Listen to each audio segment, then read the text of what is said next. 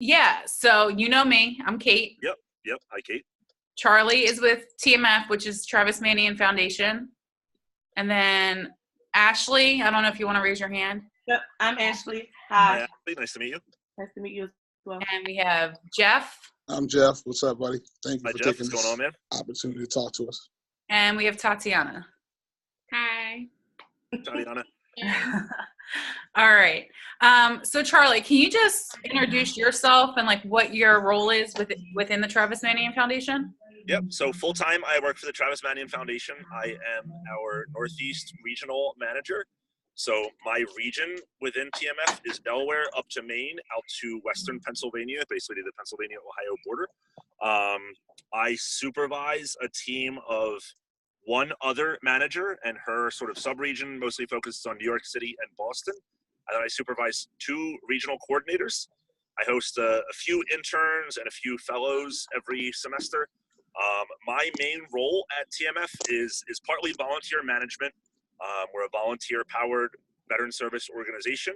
We empower military veterans, families of fallen heroes, so Gold Star families, to develop character in our future generations. So think veteran youth mentorship programs. We also do a series of 9/11 Heroes runs across the country, 50 plus runs dedicated to our fallen heroes from 9/11 and the wars since. And we also do a series of community service projects throughout the year called Operation Legacy, which are essentially, think of like high school students who want to do some form of service in their community and dedicate that project to a fallen military service member or a fallen first responder in their community. So mostly volunteer management, and my coordinators and my manager counterpart, Rebecca, do most of that work. So I do a little bit of fundraising, a little bit of programmatic outreach, a little bit of program evaluation. And then I am also, I've been in the Army for 16 years. I'm a Sergeant First Class. I'm in a Air Assault Infantry Battalion in South Jersey in the New Jersey Army National Guard. So that's what I do. I live in South Philly, a proud Philadelphian, and super active in my community in a lot of different ways. Awesome. And you actually touched on Gold Star Families and the CDM, which is the Character Does Matter. And I kind of wanted to talk specifically about that and maybe a little bit about Op Legacy. But before we kick that off, can you give us a little backstory on Travis Manian Foundation, like who Travis was and how the foundation came to be? So Travis was a Marine. He was killed in action on his second tour in Iraq in 2007. He was part of a U.S. Marine Corps military advisory team attached to an Iraqi Army infantry battalion. He was killed by a sniper in Fallujah while pulling a few American Marines and a few of his Iraqi counterparts to safety during a pretty intense ambush. So his parents, his dad, himself a Marine veteran, and his mom, who was a community activist up in Bucks County, Pennsylvania, started the foundation to originally sort of continue his legacy, but to help out other Gold Star families who maybe didn't have the military connections that they did. Over time, that sort of grew into not just carrying on Travis' legacy, but carrying on the legacy of his best friend and Naval Academy roommate, Brendan Looney, who was killed in a helicopter crash in Afghanistan 3.5 years after Travis. From their legacy to the legacies of all of our fallen heroes. So we're this military veterans organization with our roots in the Gold Star community. So Ryan Manian, Travis's sister, took the helm of the foundation about 5 years ago when her mother passed away from a terminal cancer. And then Amy Looney, Brendan Looney's wife, took the reins as our vice president. She's in our DC office. We are a national organization. We've got 8 regional offices across the country. We impact about 60,000 youth a year through our Character Does Matter program. So that's our main youth mentorship initiative.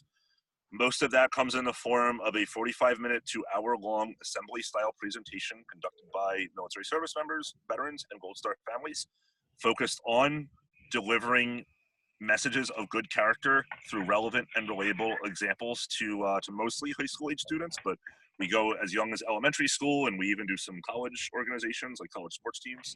We focus on key character strengths using the University of Pennsylvania's Values in Action Character Strengths Survey. So character strengths like integrity, resilience, courage. And we talk about courage. We like to talk about moral courage because there's a lot of focus on physical courage out there, especially in like the military community.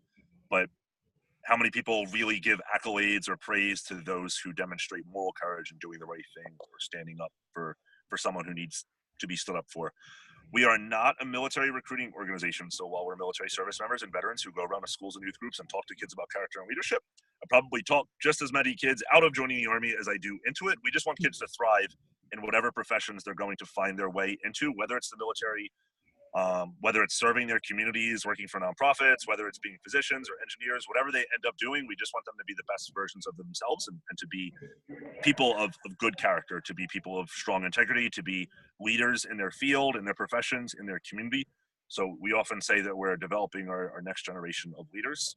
And the thing I like most about it is we've got some great military veterans and service members. And the Army, for me, empowered me with some great lessons learned in leadership and integrity and service and courage that I get to share with youth.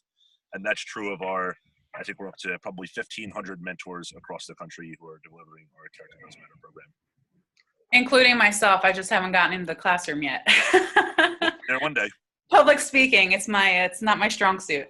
So I want to focus on Gold Star families. Do you think that was, so you mentioned earlier, that was kind of the social need, not necessarily the social injustice, but like the need in the community for Gold Star families when Travis's family decided to put together the organization? Mm-hmm. Yeah, I absolutely think there continues to be a big need there that TMF and a few other great organizations fill.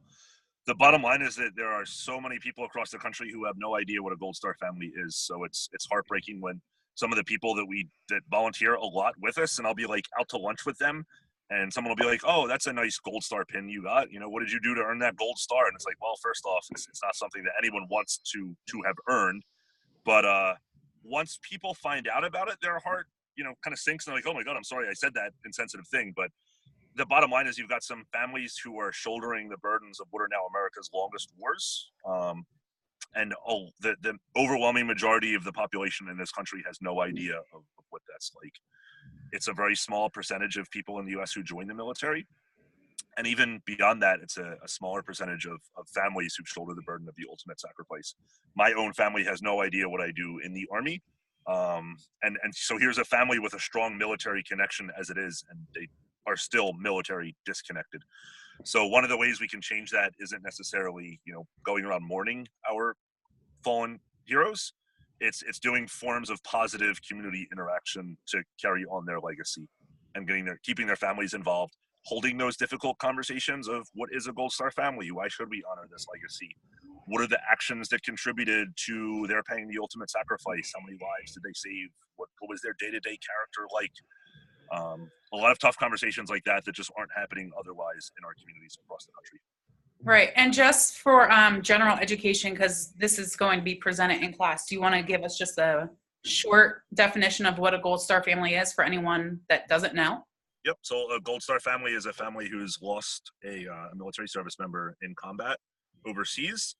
And then to sort of add on to that, there are survivor families out there who are families who've maybe lost a fallen hero in a training accident, or maybe not overseas, not in a combat-related fatality.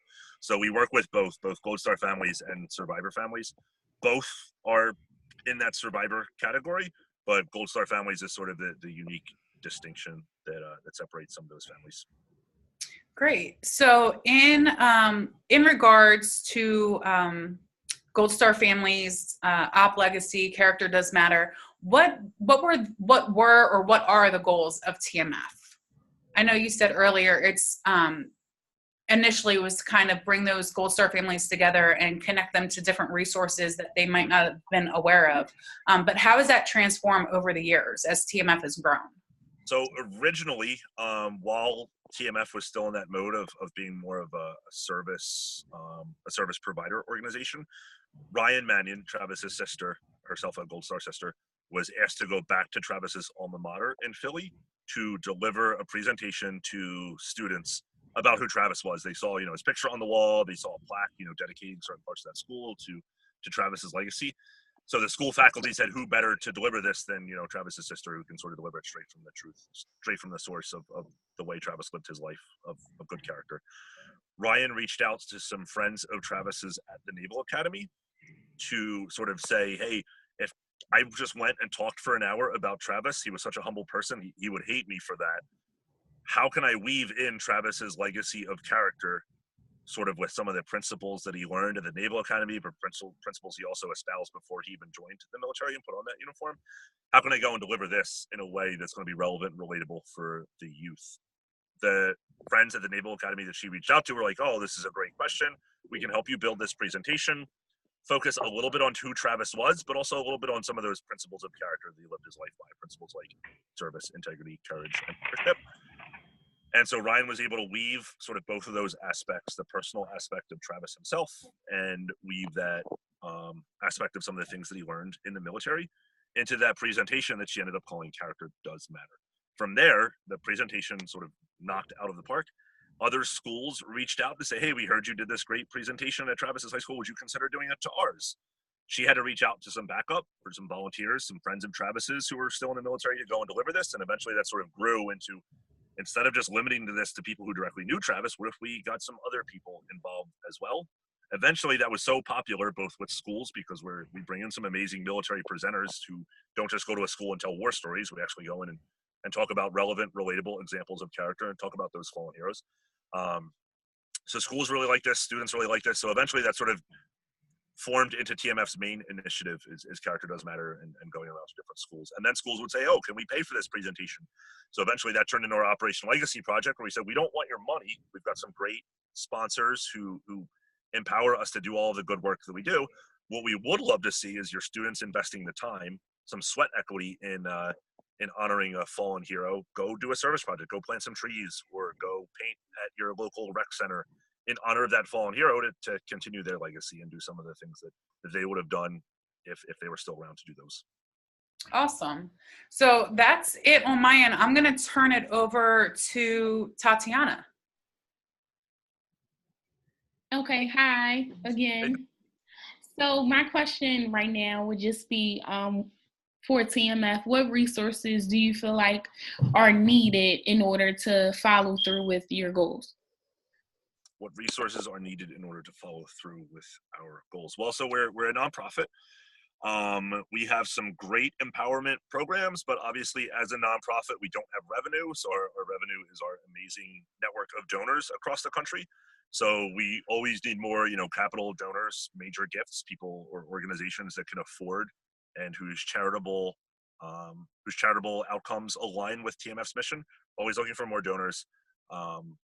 Immediate resources, we are a volunteer-powered organization. So I love it when qualified volunteers sort of find their way to TMF and want to bring TMF's programming to where they went to high school or where they already coach, say coach women's basketball or coach JV baseball, and say, oh, I want to integrate this character program. I'm a veteran. How can I get this going? So I really like it when volunteers sort of approach us when it's the right sort of scope and skill level of volunteers. And then we need some willing youth partners. So we don't necessarily host any youth ourselves. It's not like TMF operates any schools of character. We partner with other organizations to deliver our message. So we're always looking for new school partners across the country. In the Philadelphia area, we partner with public schools, private schools, but also really like it when a engaged faculty member comes our way and says, hey, I want to bring your programs to my school. How do I make that happen? Okay, so for my next question, for TMF, and since it's a newer organization, and even still right now, like what skills and knowledge do you feel like you needed or all you guys needed in order to start it up and in order to see it thrive today? Where we're at, so we've just come down off like a 2-year growth cycle. So we grew, volunteer powered wise, membership wise across the country exponentially in the past 2 years. And so now we're entering into sort of a program evaluation phase. So we're really looking at our measures of performance and measures of success. We have those down on the veterans side and the survivor and Gold Star family side. But what we're really trying to hone in on is that youth side. So how can we measure? We intuitively know that our youth mentorship programs are successful, but how can we find the right evaluation criteria to tell us that our youth evaluation or that our youth mentorship programs are successful? A lot of organizations in similar capacities will say, oh, you can measure college acceptance rates, but it's really hard to compare college acceptance rates between two schools that are radically different. So how do we compare college acceptance rates between a really wealthy private prep school versus one of the most underscoring public schools in a city like Philadelphia or in the Bronx in New York City. So really hard to find those right criteria to sort of match our mentorship programs up, because our mentors come in all shapes and sizes and ethnic and cultural, socioeconomic backgrounds, as do our students that we mentor as well. So we're really doing some introspective looks at our measures of performance and measures of success and program evaluation criteria. Thank you. Ashley? Sure. Hi, everyone. So my question for you tonight is, what were the major challenges in meeting your goals, or the foundation's goals? I think our initial challenge was, what should our mission be? So back in like 2010, 2011, we started shifting from that service provider organization to this empowerment organization to say, we're going to be more volunteer powered. We're going to empower our volunteers to deliver TMF programming instead of, staff members delivering all of the programming. That was a major challenge to get the right mission.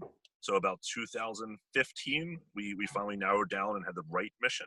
We've still got a few legacy programs that we're trying to integrate better into that ongoing mission, because we do still do some stuff on the survivor services side, or organizations reach out to us and want assistance, and we've got to kind of tell them that we're not really in the business of that anymore, but we're still a great referral to other partners who might be. So that was one of the challenges. And then now our current challenge is, how do we grow smartly? So how do we continue to leverage and empower the volunteer base that we have, but also continue to grow our existing volunteer base? And then how do we manage when our demand for our programs outpaces the quantity of volunteers that we have to deliver? So one of my challenges in Philly is I've got so many schools and youth groups who want our Character Does Matter mentorship program at the school, but I don't have enough Character Does Matter mentors to deliver that programming when a school reaches out to me and says, oh, we want someone to come in next Thursday between 10 a.m. and 11 a.m. It's like, well, my volunteers are all really busy people. I can't guarantee that I have someone available next Thursday from 10 a.m. to 11 a.m. Do you have some other dates in mind that I can pass out to my volunteers who live locally? So that's kind of our current challenge, how to grow smartly. And how long did it take for you guys to become, just to accomplish your goals, or to get to this point? So we were founded in 2008. We had a mission change between 2012 and 2015. Our mission was narrowed down in 2015, 2016, and now we're in that sort of growth downturn, but self-evaluation phase. Well, thank you. And now I'm going to turn it over to Jeff. Absolutely, thank you. Hi, Charles. How you doing? Hey, Jeff. All right. I got a couple of questions I wanted to ask you. Now, I listened to the conversation. The first thing I want to ask you is, did you guys do any research to find evidence-based practices? I heard you talk about outcomes and how you're trying to come up with a measuring tool. So, what did you guys use to develop your, to develop what services you're providing? So we've got a great partnership with some researchers at the University of Pennsylvania. So when it comes to measuring, quantifying, codifying, and delivering our character strengths assessments, that's all compliments of the University of Pennsylvania. And then in terms of our current look at measuring the success of our youth mentorship programs, we're partnered with the University of Syracuse. So we've got some great PhD candidates currently doing some long-term, year-long research for us from Syracuse University. Okay, thank you. Last question. What failures occurred along the way, and what helpful knowledge did you, or course corrections did failure bring along the way? Yeah, it's a good question. So I think my biggest failure in my first couple months at TMF, I started in 2016. I thought that as a staff member, I had to be at every single event or every single programmatic thing, and I quickly kind of burnt myself out. And I realized that I had to be a better volunteer manager. So I realized I couldn't be everywhere, but I needed to communicate consistently and concisely with our volunteers. I needed to get them the information that they needed to know in a timely manner.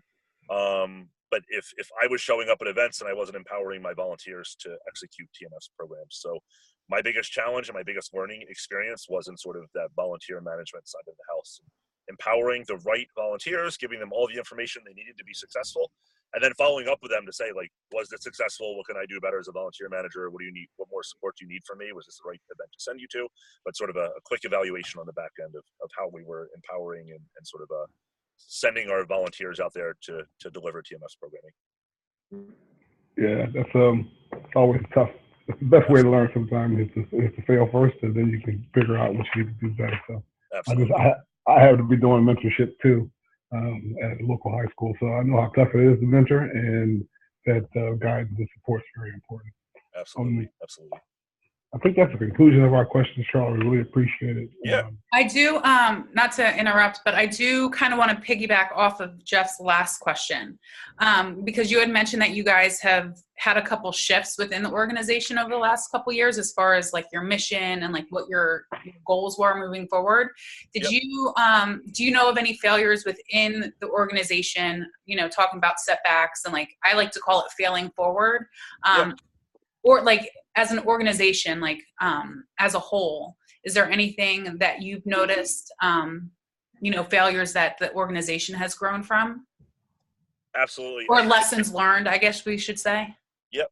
So all of our regions sort of, we've got a great backbone of policies and procedures and best practices throughout all of our 7 different regions across the country, but we're only now sort of collecting those and standardizing all of them. So each region sort of grew autonomously, and it's only now that we're starting to say, oh, we've all been experiencing some of the same problems. We need to share a little bit more. So a few months ago, we all got on board with Slack. It's a great sort of internal communications tool, and we've been sharing a lot of those lessons and best practices on Slack channels. And that's cut down on some of our internal email traffic between staff, but also if you just send an email to one other person, it just stays between you and that person unless you forward it out. Whereas Slack, you can have like public conversations that everyone in the organization can kind of see and chime in on when you need input, or just have available as a record in a document that is the best practice if you need to refer to it. So we adopted sort of an internal communications tool, and we've been using it with great success. Awesome. Well, I want to personally thank you for taking the time out of your busy schedule to meet with us. And I'm sure I'll be seeing you soon. Absolutely. Look forward to it. Thank you. Thank you, Charlie. Thank you. Yeah, thanks, guys.